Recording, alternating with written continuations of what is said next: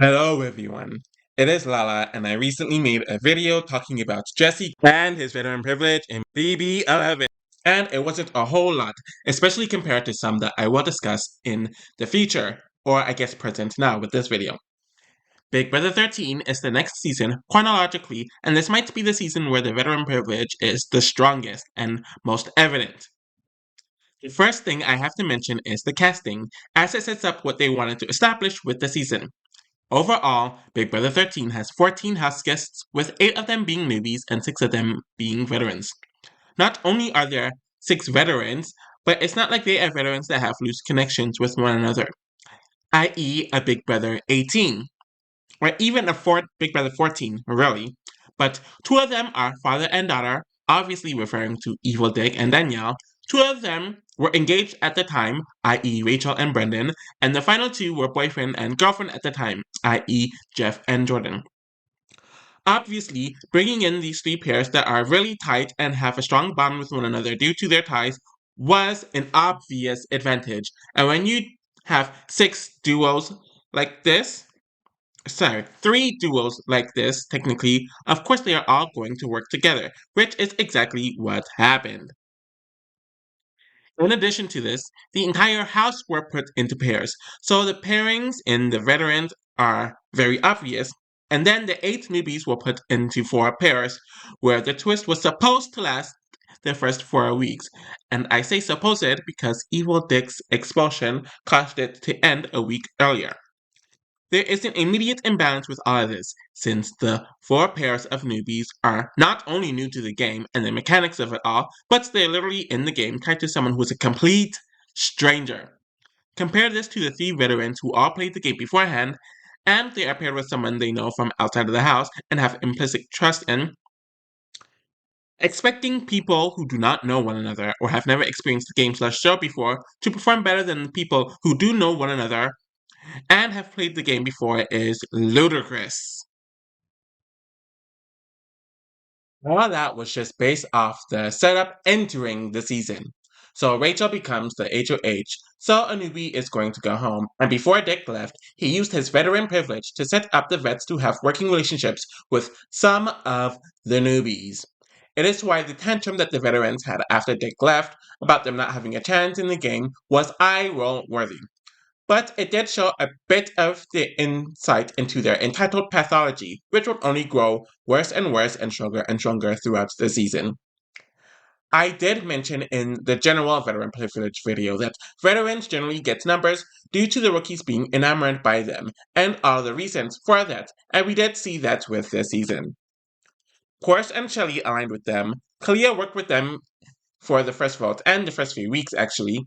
Adam worked with the vet as well not long after the season started too. So a group of now 5 veterans plus 4 of the newbies having some allegiances to the veterans is a majority of 9, especially with the total of 13 people. Actually 14 people, which then turned into 13, then 11 or 10 after the first few boots, making that group of 9 a very large majority. Even Dominic and Cassie, 2 people not in that 9, had ties to veterans. Since he was in a good relationship with Danielle, that would become a romantic relationship and marriage after the season. And she was in a good relationship, which has good ties with Jeff and Jordan, despite not working with the veterans at large, since they were major parts of that newbie alliance. A lot of them were fans of the veterans before the season started, and being starstruck, in addition to wanting preferential treatment from production, the fans, in addition to the lucrative postseason opportunities, is why a rookie alliance was just not going to be successful in Big Brother, and it's never been successful in a mixed season overall.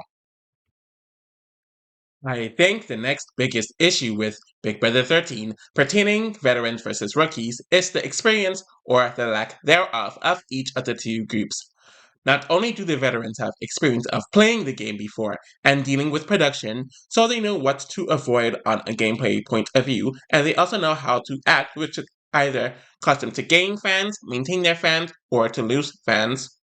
But they also know how to use production in their favor, as well as their fan bases.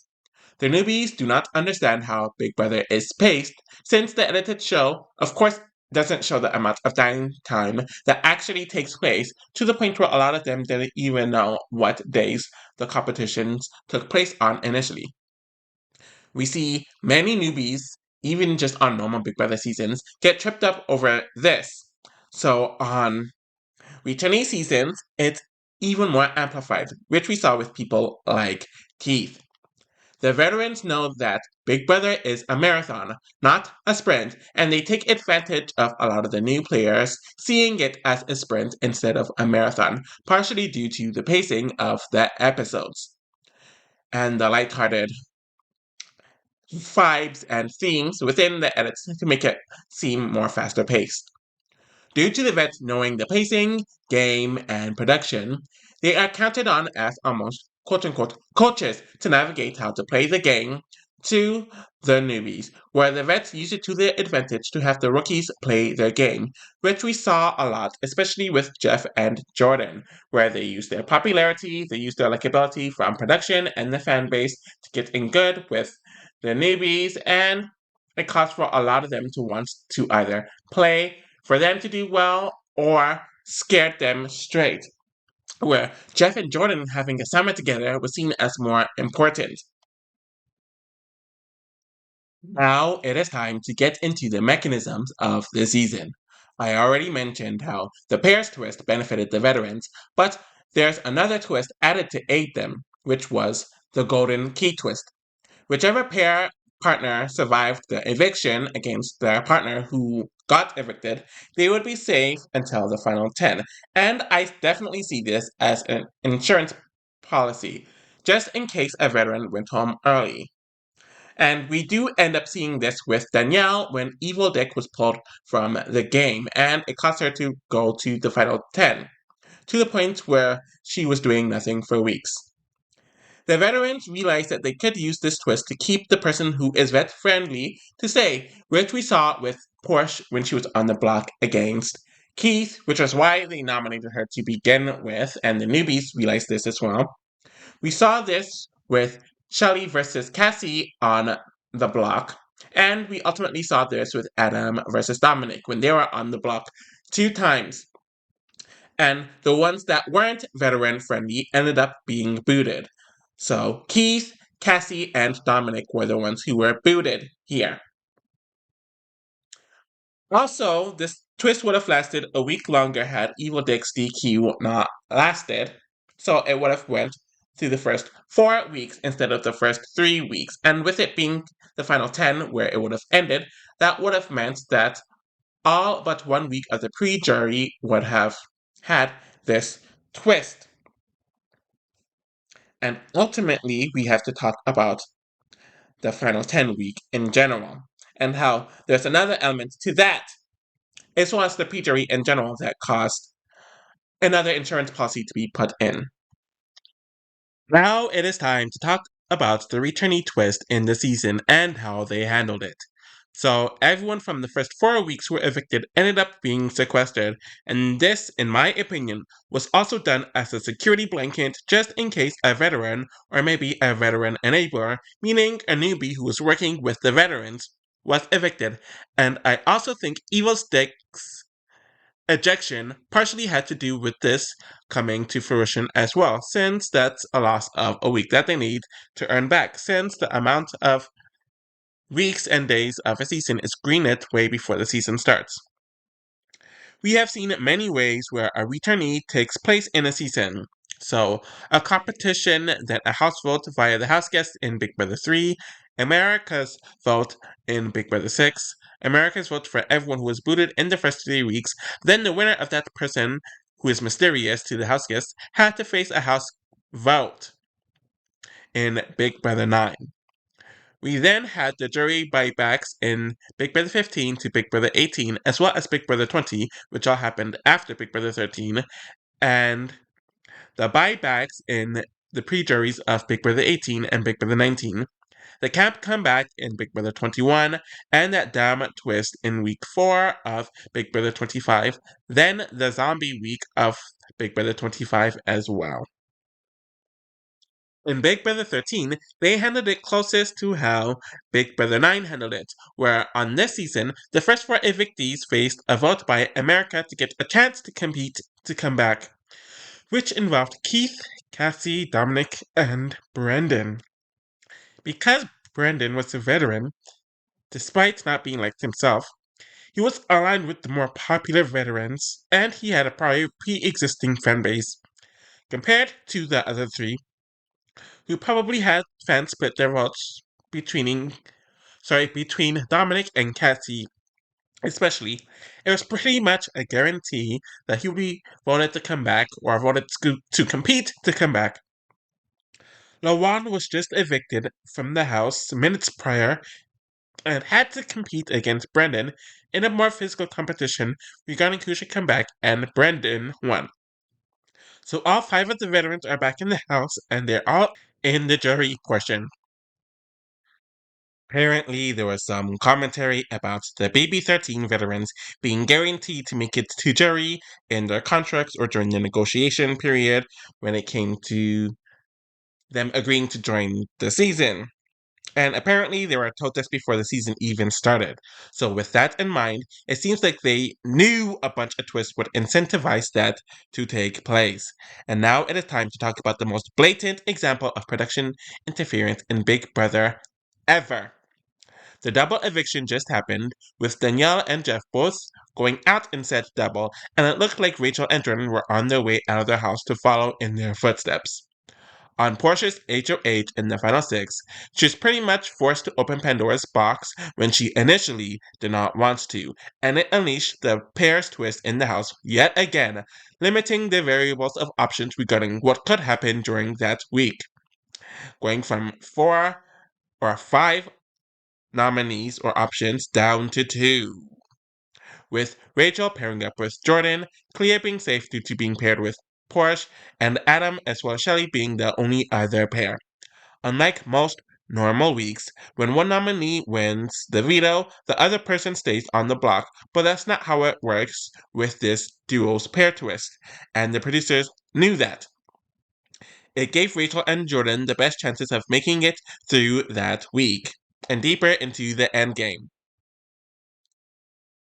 If that wasn't bad enough, the competition they chose for the veto made their intentions very abundantly clear. Not only did they make the veto competition that round an endurance competition, which virtually never happens for veto competitions before or after this, since endurance competitions are mainly for HOH competitions, but they chose the exact competition that Rachel won during the very first HOH of the season. Okay, so let me clarify this. They did a repeat competition from the exact same season, which also virtually never happens, but they did this knowing that the person who won the first competition was still in the house, and they are partnered with that other veteran in the house. Clearly, they wanted the two women to make it through that week, and after their first preference for a winner or the favorite in Jeff going home, yes, the crew and producers definitely do have their favorites, just like everyone else does. They pulled out all the stops to make sure that they did not lose their investment in the veterans. You also have to remember this. They are paying the veterans a lot more money than they would pay the average newbie house guest to join a Big Brother season. So if they're spending so much more money to get these 6 people on the show, they want something out of it. They're hoping for a better television product, they're hoping for better ratings, so on and so forth. So, of course, they're going to do what they can to protect their best asset as much as possible. So, we talked about all of the twists and mechanisms that were used throughout the season, but now I want to talk about the specific veterans and how they either benefited or did not benefit from veteran privilege. The first pair I'm going to discuss is Danielle and Dick, and that's because they did not last as a pair in this season long at all. The fact that they were 4 years and 5 seasons removed from their season meant that they were the most distant from the Big Brother experience, and they were not as fresh in the alumni, fan, or production's viewpoint compared to the others. Just from this, it was clear that they were not going to be the main favorites in my eyes, but there were still notable names from the second era of Big Brother, which was starting to close out at around the point of Big Brother 13, hence them doing this season and next season as mixed seasons. The fan base probably felt more neutral towards them at this point in time, or was slightly nostalgic from them or about them, but I don't see a strong reaction compared to the other two from the fans or a production standpoint. With Evil Dick being forced to leave immediately, it kind of lessened Danielle's importance to the viewers and especially production, but it put her in a very interesting role for her to cruise in the middle for most of the game, with the newbies liking her and being protected by the veterans. Since she got bored over those first few weeks and started distrusting the veterans to the point of flipping on them, obviously she was seen as the head of the other side that was newbie friendly. So obviously, she was not going to be in the position where production wanted to protect or help her, and it made her more unpopular with some of the newbies who were leaning towards the newer vets. Maybe if Dick stayed around, her power with the newbies and hierarchy amongst the fans and production would have been higher. And I also wonder if Dick stayed around, if his trajectory kind of would have been similar to Jeff's, since I know Adam was a huge fan of Dick's, and I know a lot of the house guests were more of a fan of Dick than Danielle in general. But I don't know if that would have been the case, since Jeff had the whole showman's angle, he was more recent, and he was the clean cut America's fave compared to Evil Dick, so I don't even know if that dynamic would have worked out for him. Now I'm going to move on to the next pair, which is the couple of Brenchel, i.e., Brendon and Rachel.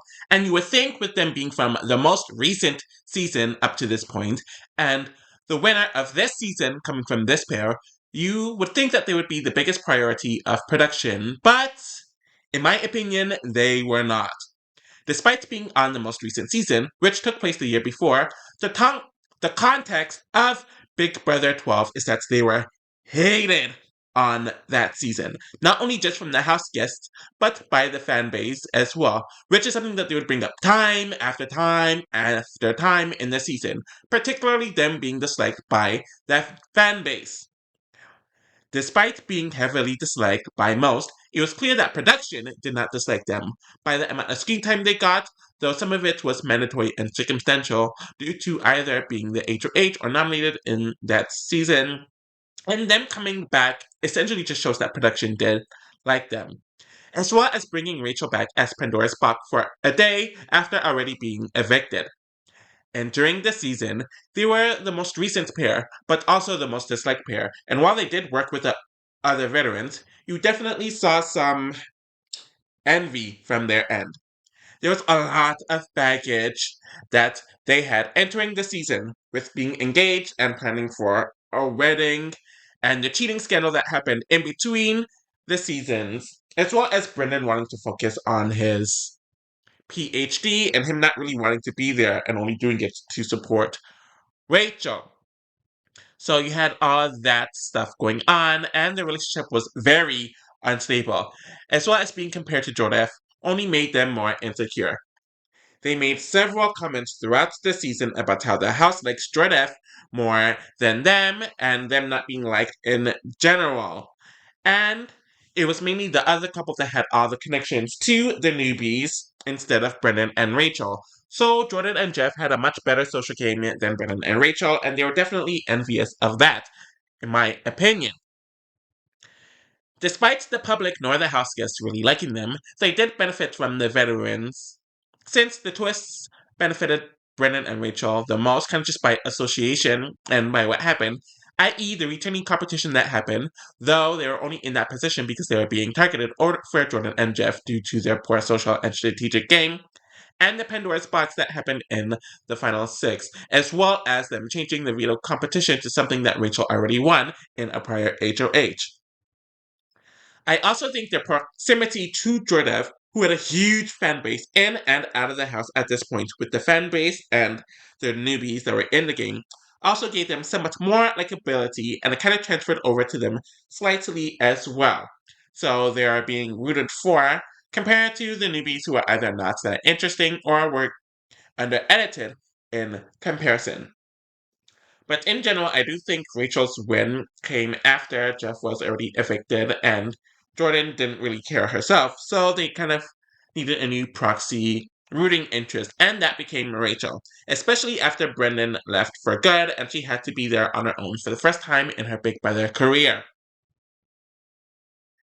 And the final pair of veterans that we have to discuss is Jordan and Jeff. Jordan won Big Brother 11, and Jeff was America's favorite player from that season, where they became the start of the overemphasis of Big Brother romances in the reality TV lexicon or universe. When they received the offer to come back, Jordan was not interested since she already won and got what she needed out of the experience, but Jeff really wanted to come back and win, so she came back to support him. And it's essentially the same dynamic as Brendon and Rachel entering the season in this regard, with Brendon not caring and Rachel wanting to win. They did not have the baggage that the other two pairs did, since Dick and Danielle were not speaking to their due to their turbulent relationship, and Brendon and Rachel were hated by the fan base, were living together, had a cheating scandal, and Rachel was suffering from employment issues at the time. Jordan and Jeff were getting along swimmingly and were living with one another. Sorry, they were not living with one another yet, compared to Brendon and Rachel. So they really wanted to spend the summer together, which they would mention over and over again, since this would be the longest that they would spend together since their last Big Brother season, 2 years prior. And the fact that their season was 2 years prior, meaning they weren't the most recent, but they still benefited from recency bias compared to an Evil Dick and Danielle, is something that worked in their favor here, since that was probably a season that the newbies watched in sequester. Them mentioning the fact that they needed to spend the summer together over and over again was used as a shaming tactic for anyone who dared to target them, since their summer meant more than anyone else trying to win. And this would become a thing when there was a plan to backdoor Jeff during week 3 that ultimately did not go through, and that huge blow up happened there, leading to Dominic going home and Danielle and Clea being on the outs. Anyways, a lot of the newbies flocked to them over any other veterans in the game, and with the veterans working together, as well as some of the newbies being enamored by them, it was an easy season for the pair, and they were going to make it very far in the season. And whenever someone dared to nominate one of them, which we saw during Clea's HH, both Jeff and Jordan acted very entitled, very intimidating, and they used all the tactics that they could get to try to scare her away from targeting them, and so she could do whatever they wanted. So, Shelley and Adam were veterans who were on their side during the entire season. Since they saw the power in Jeff and Jordan, the producers were on their side and covering their bad sides in the edit and giving them a more angelic edit. And people were idealizing them compared to Brennan and Rachel, and Danielle was by herself at this point in time. With Shelley turning on Jeff at the very last minute, it caused for a huge shift in the season, with Jeff being sent home and the producers having to come up with something to save Jordan, who didn't even want to play on her own, and Rachel. And Jeff ended up winning America's favorite player again. Now I want to get into why they decided to do a mixed season compared to an all returnee season, which is what they did at the end of the classic era in Big Brother 7. Okay, so as we now know, and you can even kind of feel then, when Big Brother 13 was taking place or when it was being developed, you can tell that the second era was coming closer to a close. Since we had 8, 9, 10, 11, 12, yeah. So we had 5 seasons full of characters. We had 5 seasons of just a new feeling and atmosphere around Big Brother. And up until this point, there has only been one returner, which was Jesse in Big Brother 11. And it's been 5 or 6 years since the last All Star season. So you can definitely tell that things were wrapping up with this period of time. I think the reason why they didn't do a full returnee season instead of 2 mixed seasons back to back like they did with this season and Big Brother 14 is that production found it very hard to deal with the All-Stars on Big Brother 7. The thing with a full All-Star cast is that all of them know better. They're harder to manipulate, they can do whatever they want, and they have a lot more leverage. So when it comes to talking about things that production doesn't want them to talk about, they'll do that. They know how to do certain things that will cause feed blockages, They made a lot of deals that involved real life, that influenced the game. And in general, they paid so much money for these veterans in this all returnee season, expecting a huge ratings bump, but there wasn't a huge ratings bump with Big Brother 7. So, in a way, it was, I don't want to say they lost money, but they didn't get as much money as they thought they were going to get based on the amount that they paid for it. So, they didn't see it as worth it. So, with Big Brother 13 and Big Brother 14, you can have roughly about half of the cast be returning players.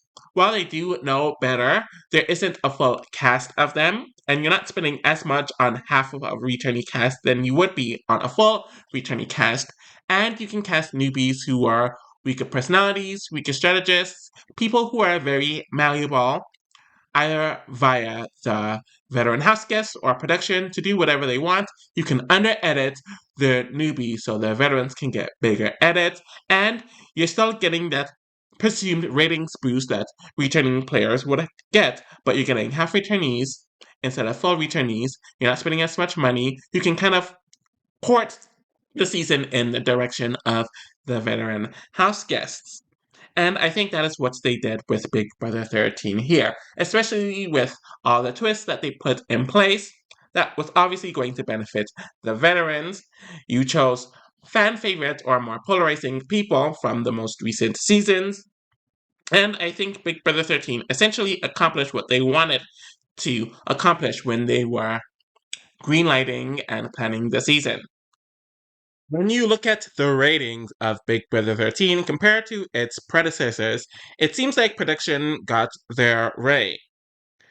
So, it averaged around 7.95 million views throughout the entire season, and comparing that to all the other seasons in its era, it's the highest viewed season in the post-classic era, and it even got higher ratings than some of the classic era seasons. So it got higher than Big Brother 7, so the original All Stars. And the fact that this did better than the All Returnee season shows why they went with mixed seasons in the future.